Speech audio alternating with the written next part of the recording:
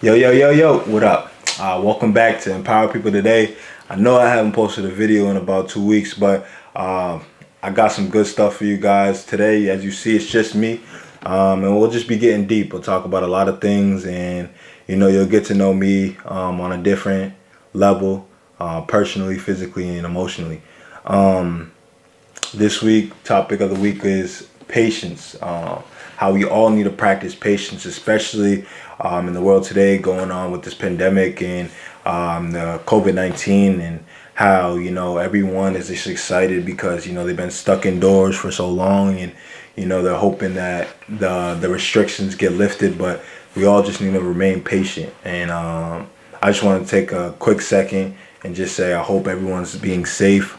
I hope everyone is, following the rules as the governor provides for us, and just, taking all precaution, because this virus isn't light, and, we all need to, and that's the only way we'll be able to stop this virus, and by the grace of God.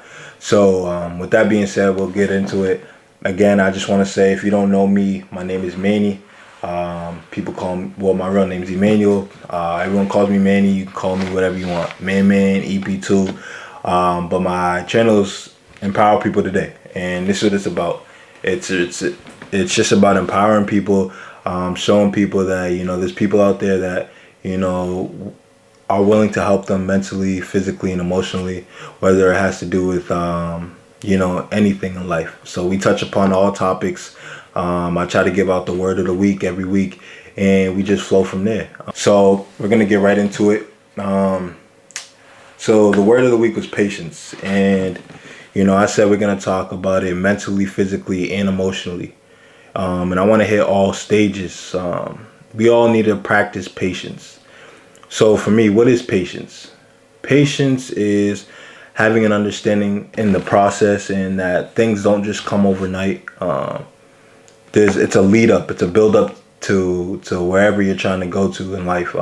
That's what patience to me is about. It's just about like the grind to get to exactly where you want to be. So some examples for me, patience. The first one I want to talk about is academically. Academically, patience played a big role in my life. Starting from the young, just get right into it. I was diagnosed with an IEP. So my whole life I was, in extra reading classes or extra writing classes. And it was tough for me. It was tough for me because, as a basketball player, you know a lot of people, and, I know a lot of people out there going through it where, you're going to class and your friends are like, hey, like, what class are you in? Or you guys are sharing schedules, and you're not even wanting to share your schedule because you don't want them to see you have an extra learning class, and instead of going to science class, you have to go to an extra ELA class. You know what I'm saying? So that's some of the struggles I dealt with, leading up all the way up to high school and college. It was just tough for me because like I was trying to relate, and I could relate to everyone in every other aspect, but academically at the time, it was just like, I struggle with the understanding of like, everyone's different. At that time, I was young, and I was just like, like I would go to class late, usually every day, because I didn't want nobody to see me walk in a small classroom or on a side classroom. That's what we called them back then, and it was difficult for me to really adjust to it. It was difficult. And then you have a girlfriend, and in middle school, you all know, or high school, you walk each other to class and stuff like that. So I would be already on the first floor, and my girlfriend would be like, hey, at the time, oh, I'm gonna walk you to class. And I'm like, nah, you're not walking me to class. Why not? Nah, I'll walk you to class. I'll go all the way up to the third floor, walk her to class, be late for my class just because I didn't want her to see what class I was in. So I know there's some people out there, you know what I'm saying, that can relate to me in that aspect. But then I got to high school, and this is where patience took in. All the way up through all the way up elementary to middle school, I dealt with that. I got to high school, and it was about my sophomore year, and I was like, you know what? Not that it was I was trying to like fit in. It was more of like I was like I need to challenge myself. And still to this day, it's not that I don't understand, you know what I'm saying, or that I just when it comes to reading and writing, I learn a little bit slower. So I told myself in my sophomore year, junior year, I said I need to challenge myself. I said the only way I will get out of this is if I tell myself I don't need it no more.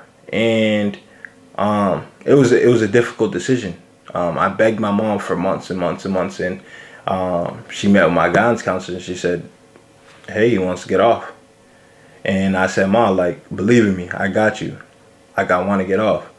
And I got off, and now I'm graduating with a bachelor's degree. So, long story short, I stayed patient. You know, that's 8 long years, 10 long years of me just grinding it out. Some embarrassing moments, some not. But, you know, you just got to stay patient. You got to stay true to who you are. And patience is also like being grateful for what you do have. You know what I'm saying? It could have been so much worse. I could have not, I could have been, you know, on an IEP for all my subjects, or I could have had difficulty in all areas, in all aspects, whether it's, you know, speech, writing, reading, math. So luckily, you know, I was grateful enough to realize that, hey, you know, you struggle in these categories, but it could be so much worse. So like I say, stick through it, be patient, understand that, you know, you're gonna be different than the next person. It could be your best friend, he could be a brainiac, and you could be not as smart in that type of way academically. You know what I'm saying? Understand that you can have all the street sense in the world, but when it comes to reading a book, you might not even understand it. So just be patient, believe in yourself, and be grateful for where you're at the point that you are at. Because, you know, if you having a chance to read a book, even if you technically can't read it, there's people that can't even visually see a book. So, you know, you look at it in the grand scheme of things, like, it could be so much worse. So be patient, wait on your time, it's gonna come. Another thing I had to, you know, overcome and you know, be patient with is the game of basketball. And I know this is a physical topic, but, you know, it's been a journey. It's been a journey, and a lot of people can attest to that. Like, you know, I've been through it with basketball in itself. Like, whether people not believing in me, whether, you know, to the small things, me just being a defensive player at first, to developing an offensive game, to developing a jump shot, and I'm still working on it.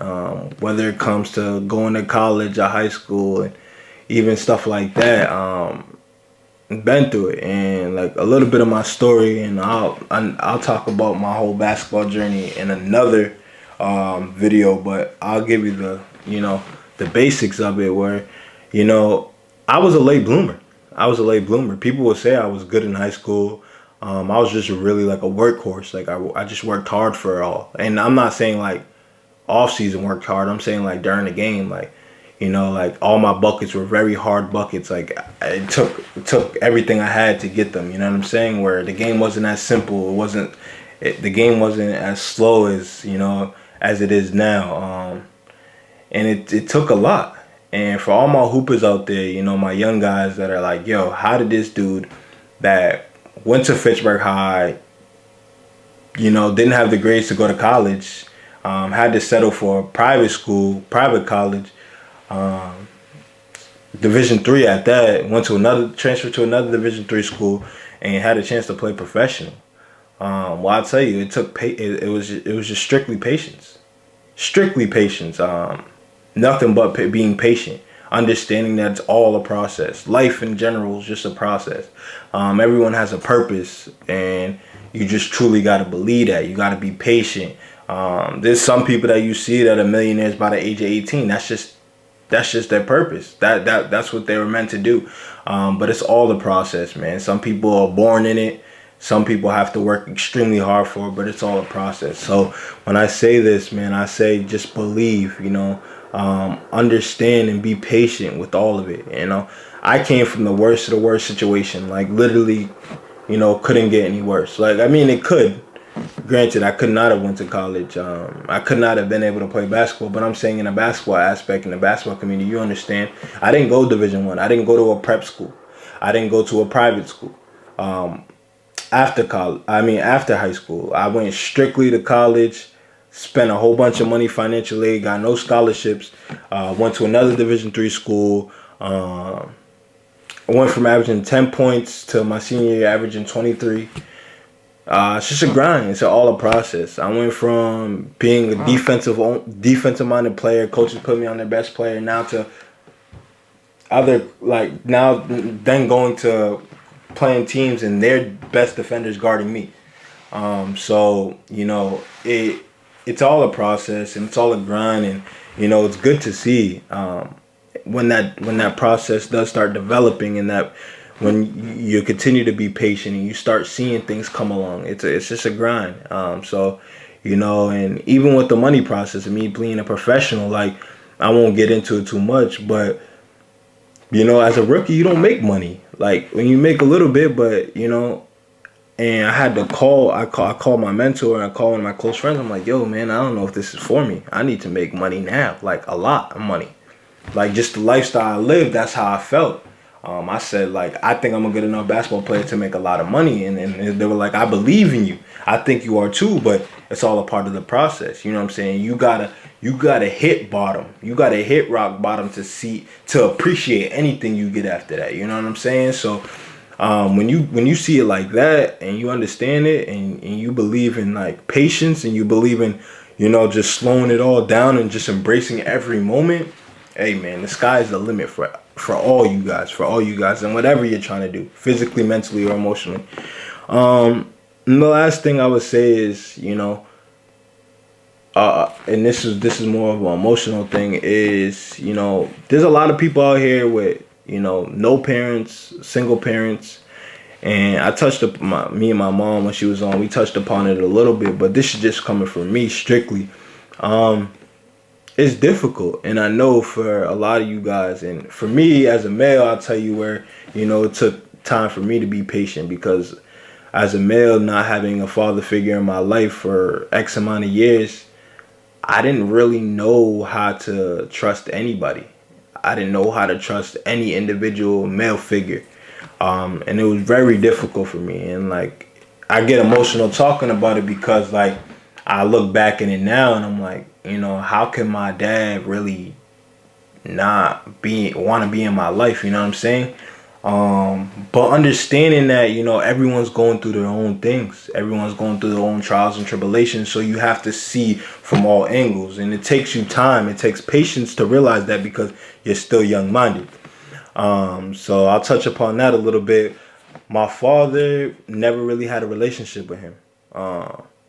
And then, when I was 18, I was out in the club with my friends, just having a good time. And my father ended up being the DJ of the club. And that was the first time I seen him in, I think, 15 years. And, I remember to this day, I went to the bathroom in the club calling my mom, Mom, my dad is DJing.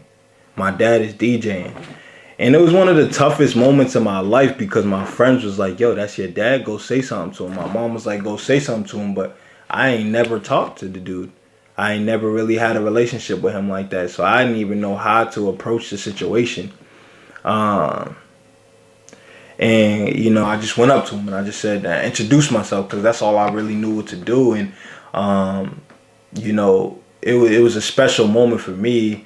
He looked me in my eyes and said, I know who you are. And it was a special moment for me because it was a sign of relief, because for the longest time, I didn't even know if my dad knew me. You know what I'm saying? And I'm not saying, like, he didn't know if he had me, but I didn't know if he knew, like, even who I look like, what I look like, if he would have remembered me. Because, the last time I seen him when I was young, and then I go to see him when I'm older, it's completely different. You know what I'm saying? So it was just like a big sign of relief. But then for the longest time, I had a lot of hatred in my heart. I didn't hate him, but I had a lot of hatred. And like, I really couldn't understand why, someone could just leave their son like that. Till I got old enough where I communicated with him and we talked. And now, like, I wouldn't say me and my father have a good relationship, but we're on good terms. And I say that to all the young kids out there, that, hating their dads right now because they're not in their life. Just like you and just like your mother, everyone goes through some stuff, They go through things and you don't know what they were going through at the time when they couldn't be in your life. So understand you have to be patient with them too. Because if they were in your life and you messed up and you did things that you shouldn't have done or things that they taught you not to do, you would expect them to be patient with you and to allow you to learn from your situation. So that's what I try to do with my father. And I can say now me and him are on good terms. And that's another, form of being patient. Being patient because, you don't know what people are going through. Being patient because, it might just not be the right time. Now I look back and I'm like, if I did have my dad in my life, would I be who I am now? So I'm kind of grateful. And that's what the gratitude comes in. Being patient. You got to be grateful because, understand like, yo, it could be worse. Or, yo, I got this. Like, you see the small things. So being patient, you got to make sure you still are, grateful for everything you got in the moment and believe that everything in the future will come. So again, I wish I was able to, bring somebody on, but due to COVID, it was tough. It's been tough. But that's just a little bit about me. Just so some of the things I had to be patient with. And if you can, just be patient too. Be patient with everything that you're trying to go through in life, whether it's trying to get a job or trying to get a house. Be patient. The time will come, man. And when the time comes, you're gonna realize, this is why I was patient. This is why I had to be patient. This is why I had to believe in myself, believe in the process, and be grateful for what I got now. So I say that with the most, love and support because, like I told you, I had to deal with it and I'm still dealing with it. I'm not nowhere where I want to be. And sometimes, I get very frustrated because it's tough. It's tough. Like, you want things now. You know what you want. You want them now, but be patient. And when you're patient and, you show gratitude and you're obedient, when you get those things, man, they feel so much better than you would ever imagine. I just want to do a quick moment of silence for, my family, my Price family in Ireland. They lost a beautiful soul this past week, and it's a crazy loss. I was able to meet this person, and she was very special. Always had a smile on her face regardless of what she was going through. Beautiful soul inside and out. And I just want to say, my prayers go out to the Price family. I love you guys. I hope you guys are staying safe. I hope to see you guys soon. Stay strong, stay together, and may God be with you. Continue to pray and allow him to take care of, the situation that you guys are going through right now, because that's the only person that can. I know it's going to be tough, and I know it's going to be a fight, but you guys will get through it. So let me do a quick moment of silence.